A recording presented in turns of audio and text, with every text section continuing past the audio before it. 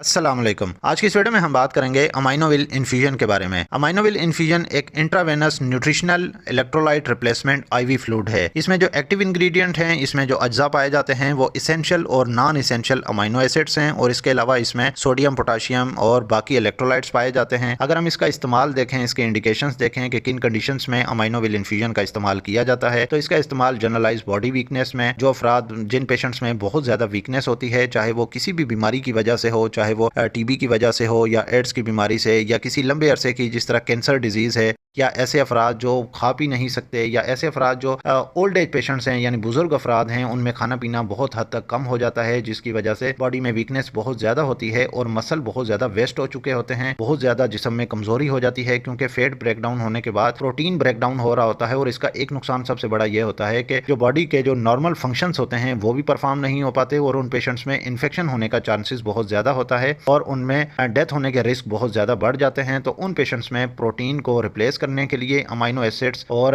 Electrolytes को replace करने के लिए अमाइनोविल इन्फ्यूजन का फिर इस्तेमाल किया जाता है। इसके अलावा अमाइनोविल इन्फ्यूजन का इस्तेमाल प्रेगनेंसी में भी किया जाता है। प्रेगनेंसी में सेकंड ट्राइमेस्टर में ज़्यादातर इसका इस्तेमाल किया जाता है, 5वें या 6ठे महीने के बाद, क्योंकि 5वें या 6ठे महीने के बाद क्या होता है कि बेबी की जो न्यूट्रिशनल रिक्वायरमेंट हैं वो बहुत ज़्यादा बढ़ जाती हैं और इसके अलावा जो एमनियोटिक फ्लूइड होता है वो भी कम हो जाता है। तो बच्चे को न्यूट्रिशनल सपोर्ट देने के लिए, ताकि बच्चे का वजन पैदाइश के वक्त कम ना हो, और इसके अलावा एमनियोटिक फ्लूइड को इंक्रीज करने के लिए अमाइनोविल इन्फ्यूजन का इस्तेमाल किया जाता है। और एक बात यह भी नोट कर लें कि अमाइनोविल इन्फ्यूजन का इस्तेमाल प्रेगनेंसी के दौरान बिल्कुल भी खुद से नहीं करना चाहिए, सेल्फ मेडिकेशन से परहेज करना चाहिए, क्योंकि इससे माँ और बच्चे दोनों के लिए नुकसानदेह हो सकता है। और अमाइनोविल इन्फ्यूजन लगाने से पहले हमेशा डॉक्टर अपनी गायनोकोलॉजिस्ट से मशवरा लाजमी करना चाहिए। इसके अलावा अमाइनोविल इन्फ्यूजन का इस्तेमाल जिन पेशेंट्स को गैस्ट्रो इंटेस्टाइनल डिसऑर्डर हो, या ऐसे पेशेंट्स जिनको एनजी ट्यूब लगी हो यानी नाक की नलकी लगी हो, या बेड रिडन पेशेंट्स हों जो कि लंबे अरसे से बेड पे ही पड़े हों, तो उन पेशेंट्स में वीकनेस बहुत ज़्यादा होती है और मसल वेस्टिंग होती है, क्योंकि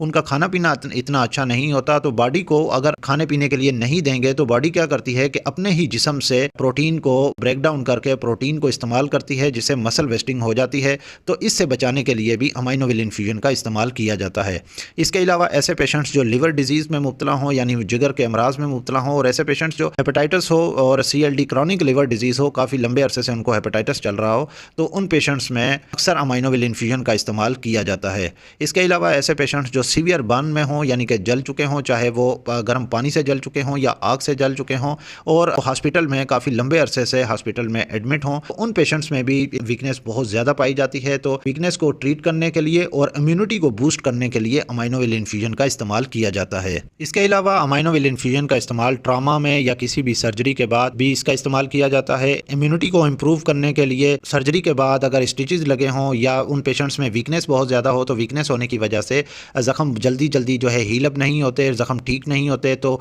हीलिंग प्रोसेस को इम्प्रूव करने के लिए भी अमाइनोविल इन्फ्यूजन का इस्तेमाल किया जाता है। और उन पेशेंट्स में सेप्सिस होने के चांसेस यानी इन्फेक्शन होने के चांसेस बहुत ज़्यादा बढ़ जाते हैं जब वीकनेस होती है, तो अमाइनोविल इन्फ्यूजन का इस्तेमाल करके उसके इन्फेक्शन के रिस्क को भी कम किया जाता है। इसके अलावा जिन पेशेंट्स को काफ़ी लंबे अरसे से किसी भी किस्म का इन्फेक्शन चल रहा हो बॉडी में, तो बॉडी में इन्फेक्शन चलने की वजह से सबसे बड़ा नुकसान ये होता है कि बॉडी में पूरे जिस्म में इन्फेक्शन फैलने का खतरा होता है, जिसमें फिर मेटाबॉलिक डिमांड बहुत ज़्यादा इंक्रीज हो जाती है उस इन्फेक्शन के खिलाफ फाइट करने के लिए। तो इस कंडीशन में भी अमाइनोविल इन्फ्यूजन का इस्तेमाल किया जाता है ताकि इम्यूनिटी को इम्प्रूव किया जाए और जो बॉडी में मेटाबॉलिक डिमांड जो इंक्रीज हुई है यानी कि उसकी डिमांड बढ़ी है, उस डिमांड को फुलफिल करने के लिए अमाइनोविल इन्फ्यूजन का इस्तेमाल किया जाता है। जैसा कि मैंने बताया कि अमाइनोविल इन्फ्यूजन का इस्तेमाल प्रोटीन डेफिशिएंसी में, यानी जो अमाइनो एसिड्स हैं अगर बॉडी में इसेंशियल या नॉन इसेंशियल अमाइनो एसिड्स, जिसमें आइसोल्यूसिन है, ल्यूसिन है, लाइसिन है, मेथियोनिन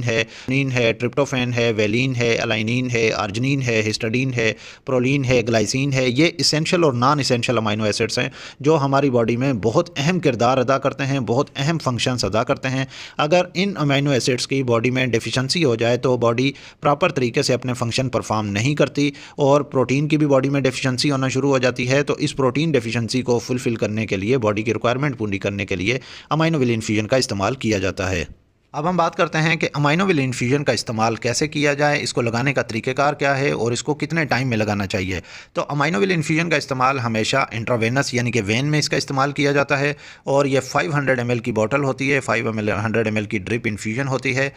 इसका इस्तेमाल जो है इंट्रावेनस स्लोली इसका इस्तेमाल किया जाता है, यानी बहुत आहिस्ता इस ड्रिप को लगाई जाती है और ये 20 to 30 ड्राफ्ट पर मिनट दिए जाते हैं, जो कि अगर हम इस 20 to 30 ड्राफ्ट पे लगाएं तो ये इन्फ्यूज़ होती है, यानी ये ड्रिप 4 से 6 घंटों में जाकर ख़त्म होती है और 4 घंटों से पहले इस ड्रिप को जो है वो नहीं लगाना चाहिए, इस ड्रिप को ख़त्म नहीं करना चाहिए। और एक बात ये भी जहन में रख लें कि इस ड्रिप को कंटिन्यूसली दिया जा सकता है, जो कि 5 डेज़ तक दिया जा सकता है, लेकिन ज़्यादातर इस ड्रिप का इस्तेमाल हम अल्टरनेट डे यानी एक दिन छोड़ के दूसरे दिन पे करते हैं। अगर बॉडी में सीवियर डेफिशिएंसी हो, जिस्म में बहुत ज़्यादा रिक्वायरमेंट हो, मसल बहुत ज़्यादा वेस्टेड हो पेशेंट्स के, तो उन पेशेंट्स में इसको डेली इन्फ्यूज़ किया जा सकता है, जो कि ज़्यादा से ज़्यादा 5 to 7 डेज़ तक इन्फ्यूज़ किया जाता है। और ड्रिप लगाने से पहले एक बात यह जहन में रख लें कि पेशेंट का बीपी, टेम्परेचर, पल्स यानी कि वाइटल साइन लाजमी मॉनिटर करने चाहिए और ड्रिप इन्फ्यूजन का जो टेम्परेचर है यानी कि ये बॉटल है इसका टेम्परेचर है, इसको भी लाजमी नोट करना चाहिए, क्योंकि अगर आप पेशेंट को ठंडी ड्रिप लगा देते हैं, अगर ये ठंडी है ड्रिप और अगर पेशेंट को ये आप लगा देते हैं